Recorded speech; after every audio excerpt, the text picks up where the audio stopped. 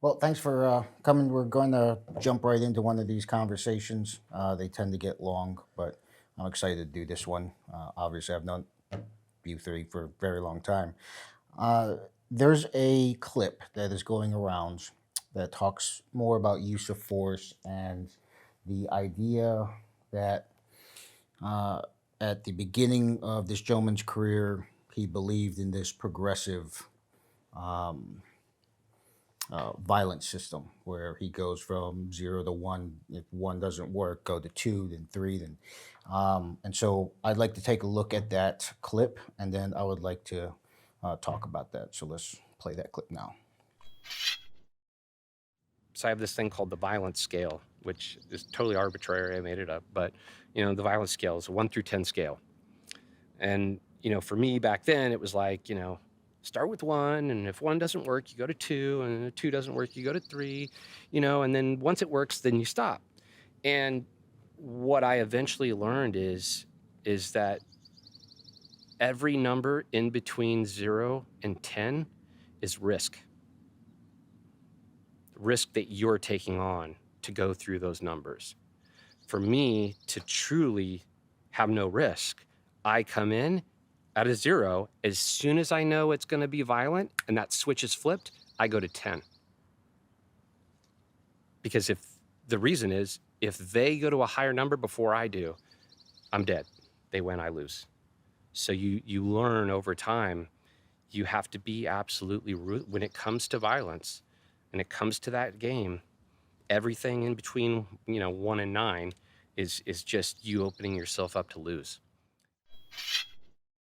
All right. So obviously, I agree with this clip, but everyone here has had violent encounters with individuals, your military career or your law enforcement career.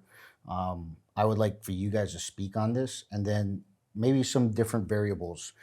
For example, when people think about personal protection, self defense, whatever you want to call it, they start to talk about or they think about themselves being the only one in that environment. And a lot of times that is not the worst case scenarios that you're going to deal with.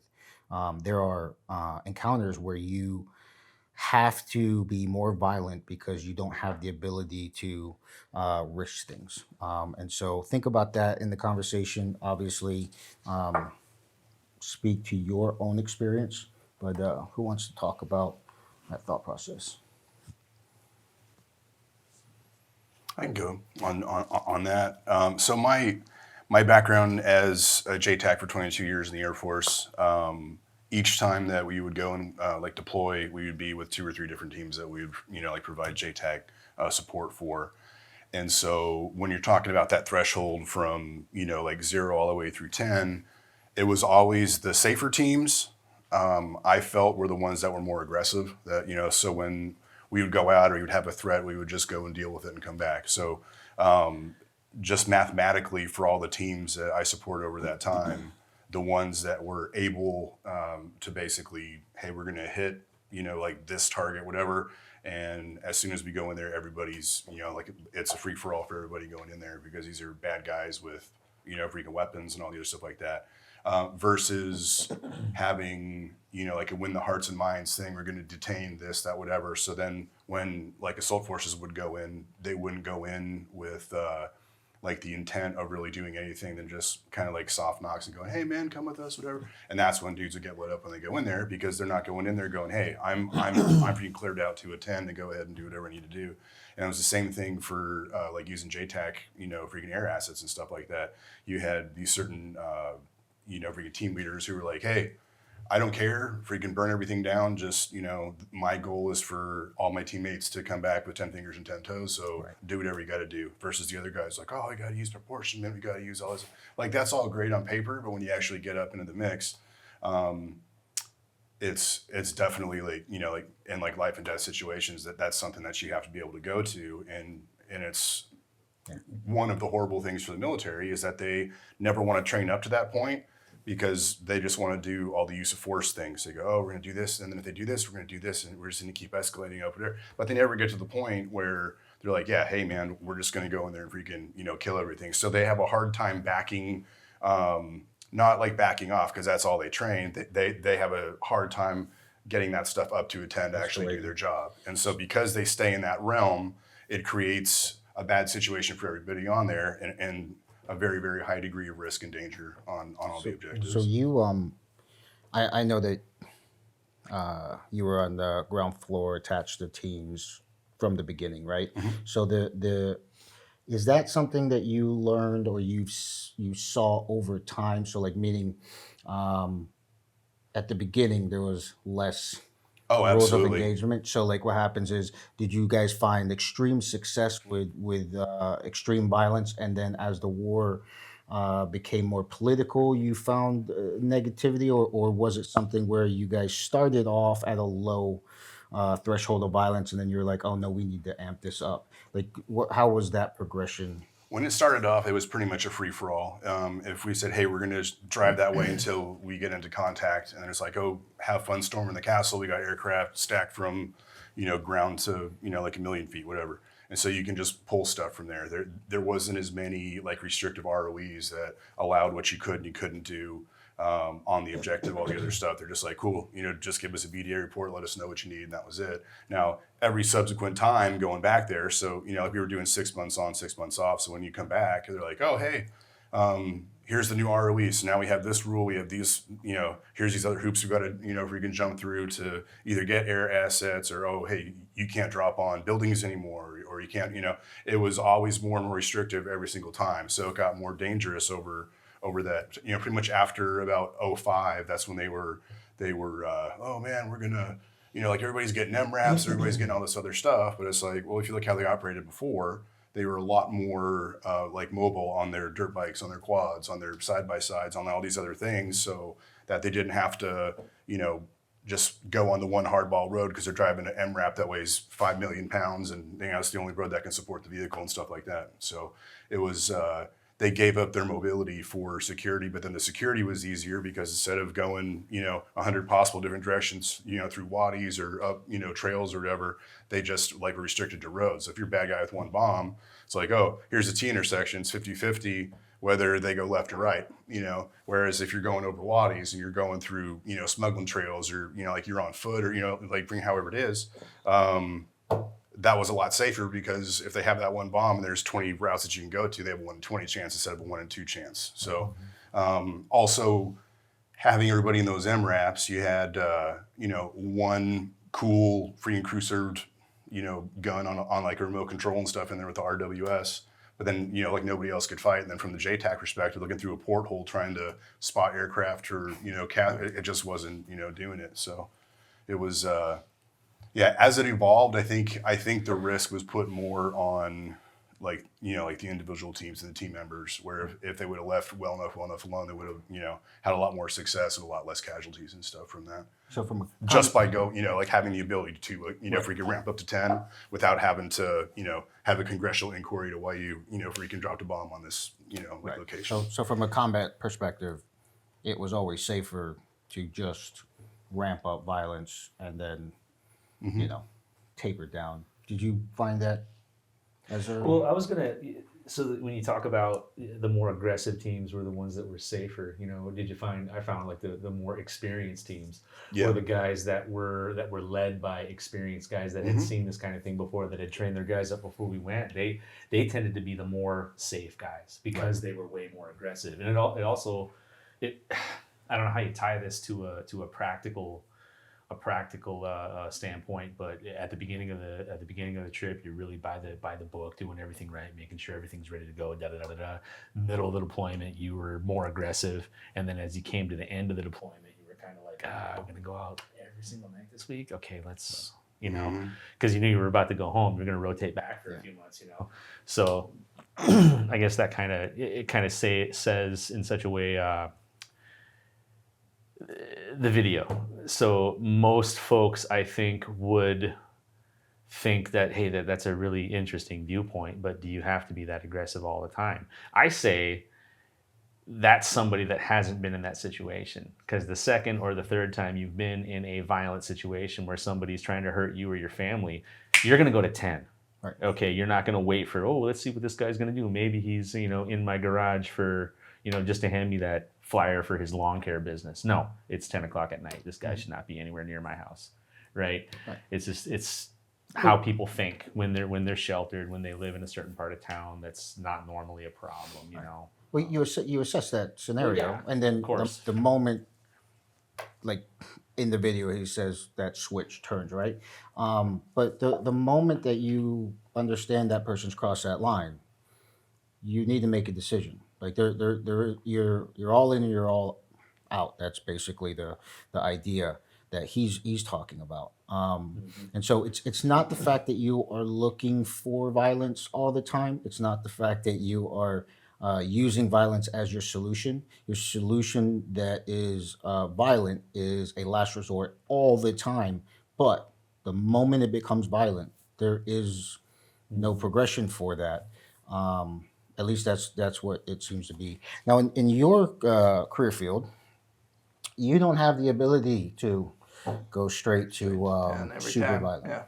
So, well, I do separate self-defense, like on a personal level, and what I teach to other people. I teach same thing. You're either all in or you're all out. Either I'm walking away from the situation or I'm putting an end to it as quickly as I can. Right. And that's going to require going to 10 right away. Even in law enforcement, where my job is more to control people, stay basically one level of force above what they're doing, is kind of the way most people teach you. They talk about use of force progression and things like that. It actually causes a lot of confusion with cops. Right. That's why you see them using a level of force that's ineffective early that leads to either a premature shooting or either that or the cop ends up getting hurt or something like that, because they don't understand what they can do and where that line is, when they can legally use force, so they hesitate. And that gets them hurt a lot, gets cops hurt a lot. So is that inexperience? So I'm not going to assume that the problem is the fact that they don't actually know what violence level is the scenario. So, like, for example, I would imagine that all encounters that you have, you are worried about your safety at all times. So, like, the thing is that is the utmost, like, of importance, right? So as soon as you realize, oh, I need to put hands on him, or I need to de-escalate this verbally by talking, or whatever it is, you know, because of your training, what level that they're at and how to appropriately apply that. Because of lack of training or lack of experience with most people, they assume, oh, he's getting close to me, he's yelling at me, he's only at a verbal, so I'm going to jump here. But we know that guy's getting closer because he has experience, he's violent. His next move is actually at that 3 or 4. You're at a 2. This is why you're going to lose. Is that normally the? Yeah. And I try to change the mindset of a lot of the cops that I train. And you need to go to 10, but whatever 10 is for that situation. I may not go straight to 10 when pull a gun and shoot you, or pull out a knife and stab you, or something like that. But a 10 may be I grab you and put you on the ground as hard and fast as I can, to shut down any further violence. A lot of times I call it the cop dance. You see the cop grabs the guy by the wrist and the elbow, and they hop around in a circle. It's because those guys either one, they don't have the skill and the confidence to actually apply that with some force and put them down on the ground. The techniques work, but you have to be all in with them. You have to commit to any technique where you're going to use against somebody who's trying to resist what you're doing to them. So you're talking about understanding the intent of that level, right? So obviously we teach very similar things. When someone, say, grabs you or you're going to do joint manipulation, everything that I talk about is you destroy that. The intent is to make it not work anymore. It has nothing to do with just applying pain. At no time am I assuming that pain or yelling at them is going to get them to back down. Like, I'm assuming that they're in front of me because they're someone that doesn't work with, right? So they're not following how normal people do day-to-day life. So I need to be forceful with that action. So I teach to say, if I'm grabbing their fingers, breaking that, and then from there I can try to control that. It's not 10 as far as, I'm pulling my pistol every Right. single Yeah. time. So is that something that you find universally for, say, when you train civilians? Is that something that is maybe a little bit different for when you do women's self-defense, or, is there any difference in that as far as the assuming of what that violent intent is? Yeah. I mean, obviously, like, even when I train cops, obviously we can't go straight to, the guy pulls away, I just break his arm or break his fingers or Right. whatever. But I also tell people, when you take somebody down, they should be trying to race their broken arm to the ground. If they fight it at any point, their arm may break. Right. It's not because I'm purposely going in to break their arm. Mhm. It's because I'm taking you down with force I'm legally justified to use. And if you fight that force illegally, you could cause damage to yourself. So we're not going out there. I'm not telling the cops I'm training, like, hey, we're just gonna go out and we're gonna break arms and Right. jab people's eyeballs out and all that. But at the same time, you need to understand that that could be a result of what you're doing, but it's based on their reaction to what you're Yeah. doing. If they try to resist, you should be using enough force that if they try to resist it, it probably will damage them. Right. And that's to clarify, that is because you are trying to keep the law enforcement officers safe, right? So Yeah. like you can't grab someone's arm in an arm lock and slowly apply pressure, because what it does is it opens up the possibility that you're exposing something, or something can go really wrong and you're not going to be able to catch up, right? So Yeah. like once you commit to something, it's, I need to do it this way for my safety and the safety of everyone around, right? So Right. if all of Yeah. a sudden he spins around, pulls my pistol out, like there's Right. going to be issues with everyone's safety, right? So Right. like it's not just a you're trying to train people to hurt people all the time, Right. right? So that's Yeah. But also, and from a self-defense perspective, I teach a lot of women and kids. Like, I mean, most average sized guys like think they can fight. So a lot of times they're not trying to come to self-defense classes. But a lot of women and women come to classes. People try to get their kids into classes and stuff. And I was like, the level of violence that you're gonna need if you get need to start with if you get attacked by somebody 50, 100 pounds heavier than you, or even the same size, is significantly stronger than you, is going to be much higher than what another bigger person would do. Right. Would need. Like if Bull attacked me, and I just started at like 5% and Bull started at 100%, I'm just gonna get crushed immediately. My only chance against somebody like Bull is to like gouge his eyeball out or cause enough pain and damage immediately. I just get want to him be loved. At a minimum, I need at minimum give me the space to run away or get out of there, and that's usually what my goal is for, like, women and children when I'm training them, especially, is, hey, you need to cause immediate damage that prevents them from being able to follow you or continue their attack.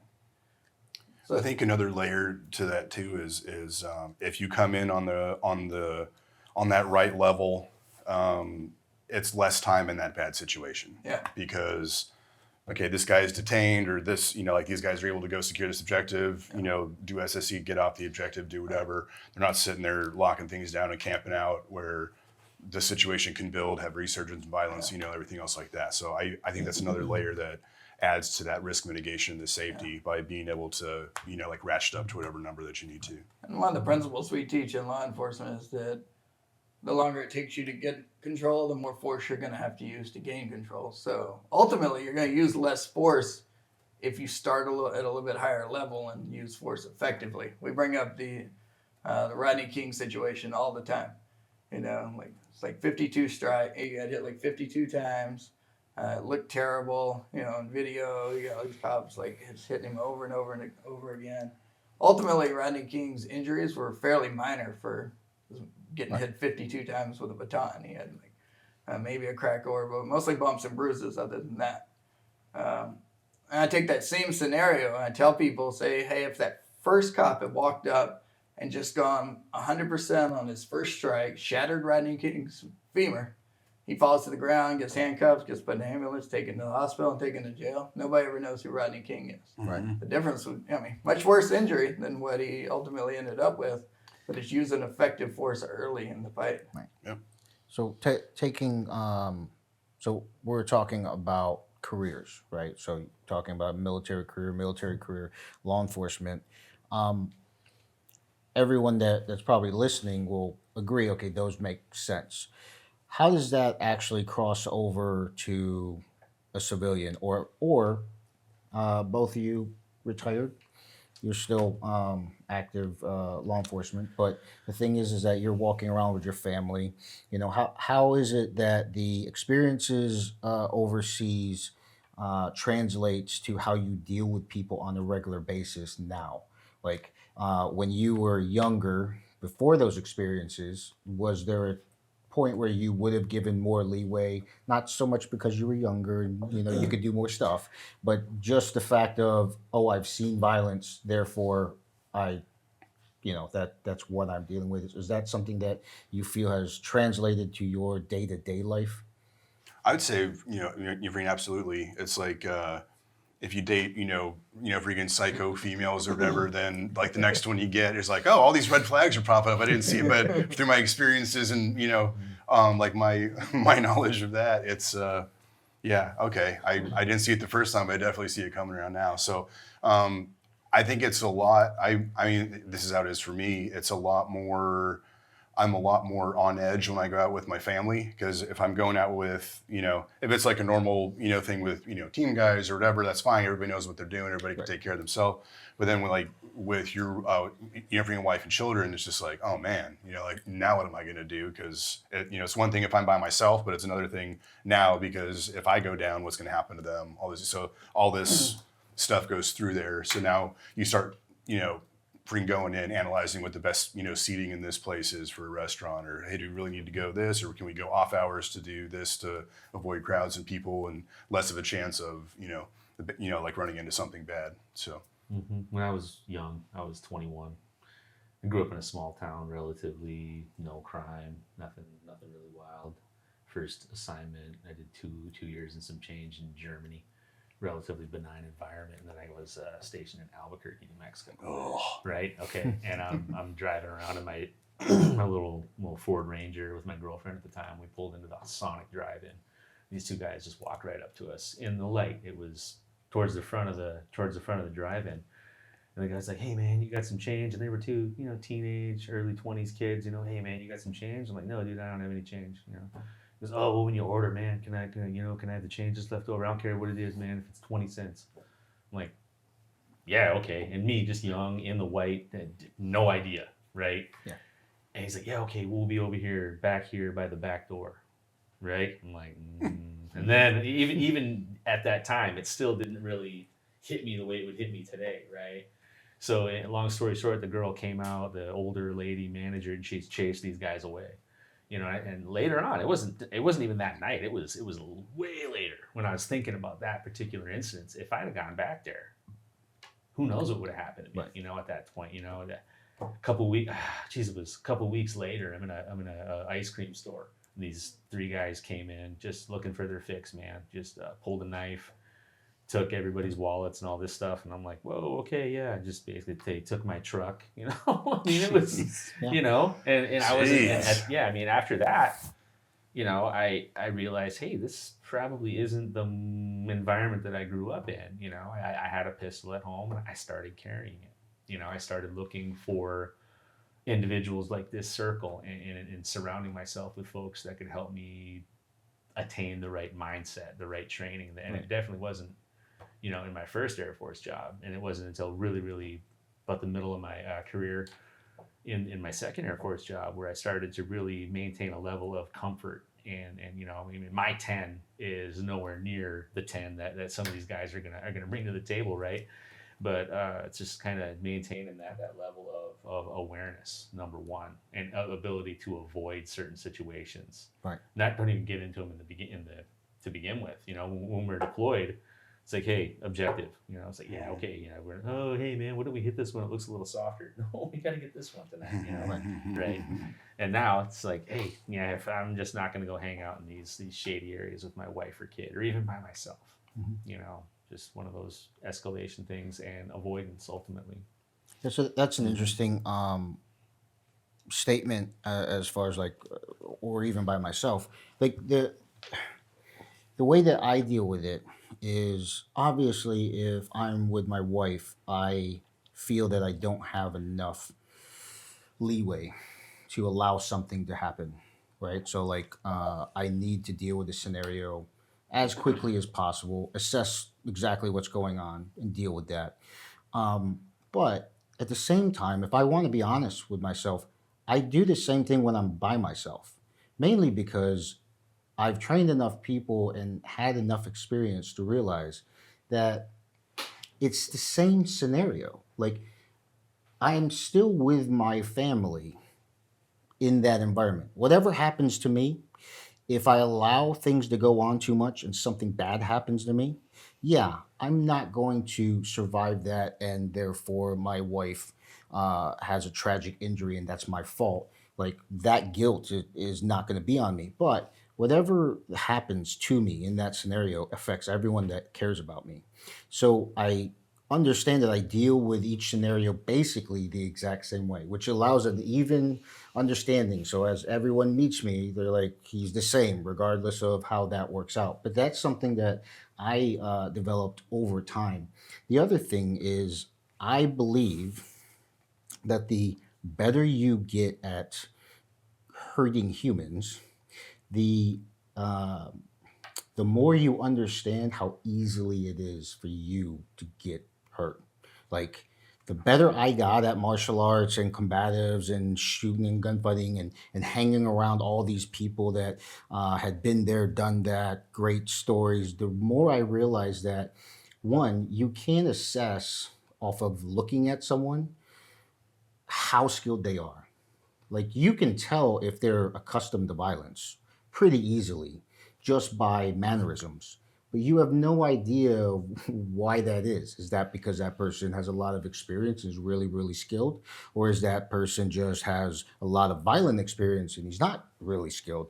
Like the idea is like it's abnormal, but you can't actually assess that. For example, if you got into an altercation with Jack, you would have a knife in you before you even escalated to three because he's lulling you into a false sense of security, right?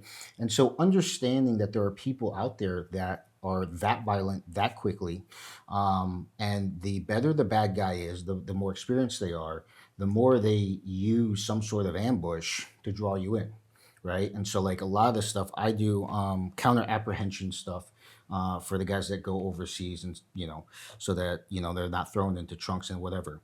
The majority of the stuff that I do is I lull people to get close to me so that I can actually deal with them. So like if you're going to cuff me, I am using every acting ability I got to get you to think that I'm compliant, or I give you something where you feel like you have the lock properly, and then I'm going with it, and then all of a sudden I'm right. So I know that that's how I teach other people to do that, to draw them in. And so the idea is that if you just start at that six, you're there. And then the last thing is, yeah, this is one of those not I'm not directly going to name people, right? But it's something that all of us have a problem with, and that's assessing how good we actually are at the moment, like this very moment, right? Like every single person thinks that they're better than they actually are, and maybe at one point, what you have in your mind, you were. You just don't know when that tapered off, right? So, like at one point in grappling, I was really, really good. In my mind, I think I'm close to that. If I want to be honest, I'm nowhere near that. And so, if I got on the mat with somebody who's really, really good right now, I know if I want to be honest, I would have an issue, right? And so if I played with that person, then what would happen is I would be at deep water really quickly, and I would have wasted too much energy. It's kind of what you're talking about, like, Yeah. at the beginning, do your stuff, Right. and I'll find out, oh, not only is he better than me, he's, got more endurance than me. I may have been able to put him away quickly had I been more serious about this, but that's not the case. Well, in a life and death scenario, that is not the time for you to realize, oh, I really haven't been working out how I should be, or, my timing, I should have done more reps on this, or whatever it is. Once again, it's like, unless you are at the champion level and you're competing at the highest levels, you cannot think that, oh, I've got it. And the idea that I'm so skilled that I can actually play with someone is the moment that you really learn that lesson. Like that it was the highest points of skill for me where I learned the hardest lessons. Not because I wasn't able to deal with something, it was because I thought that I could overcompensate. I could drive past that skill level. So like even if I got in trouble, I'm like, I'm good enough. I can jump that. And then I realized very quickly that no one can do that. I'll just suck it up. Yeah, it's like, No, so yeah. so what happens is like I've done that before. the idea is just like it's an arrogant thought process. Like it's maybe a cockiness, but your confidence is like, I know my skill level, so I don't really have to deal with this guy as a threat. And it's like, that's the moment when that guy pulls a knife out, and then all of a sudden you're like, oh man, I should have dealt with him, And so like those are the two things for me is, one, you don't know who you're dealing with, right? And two is you're probably not assessing your capabilities or the situation appropriately, and that's what puts you in danger. On that frame of thought, like you also can't project your moral and ethics onto somebody else. I tell people all the time, like, your idea of a fight may be completely different than their idea of a fight. Like, okay, meet me outside. Like, okay, we're going to go out in the parking lot. We're going to punch each other. We're going to come in, have a beer, finish our night. You walk out in the parking lot and, like, he comes up behind you and stabs you in the neck or whatever. Right. Could be. I shared a video on Instagram a while back. It was teenagers. A kid, like, bullying another kid, pushing him a couple of times, punches him, slaps him. The kid like walks 10 feet away over to the door and turns around and starts shooting the guy. He shoots him like 7 or 8 times. Right. Like, hey, that was his idea of a fight. You slapping him and pushing him was your idea of a fight. Yeah. And it's too late to recover from that once you realize, that's why I'm like, hey, you have to either be in the fight and finish the fight, or you have to be completely out of the fight. Right. Avoid it. And I think that the more skilled and the more violence that you've seen and the more violent that you're willing, the more violence, the higher level of violence that you're willing to go to, the more you try to avoid that. Right. Because you're like, hey, this, regardless of what happens, if I get, if I go out with my family in Walmart and some guy starts messing with us and I decide to engage with him, there's going to be legal and civil consequences regardless. Right. Because I'm going to do a lot of damage in that situation because I'm going all the way in. Right. If I need to do that. That's why I'm super, super, like, inclined to walk away from stuff. Like, Right. I don't care what you say to me. I don't care. No, absolutely. My wife's an absolute firecracker. You guys all know her. When I first met her, she was real quick to start, like, yelling at people, getting in people's faces. She what? Did you say was? Was. No, the watered down version. Over time, like, she would like, she'd like blow the horn at people, yell at people from the car. I'm like, hey, you shouldn't blow the horn at somebody you're not willing to fight to the death. Thank you for watching, and if you enjoyed that content, we have more videos over here for you to check out. For those of you looking to enhance your knowledge, make sure that you go over to eliteu.com, where you will have early release of YouTube videos and access to exclusive content. Thank you for watching, and we will see you in the next video.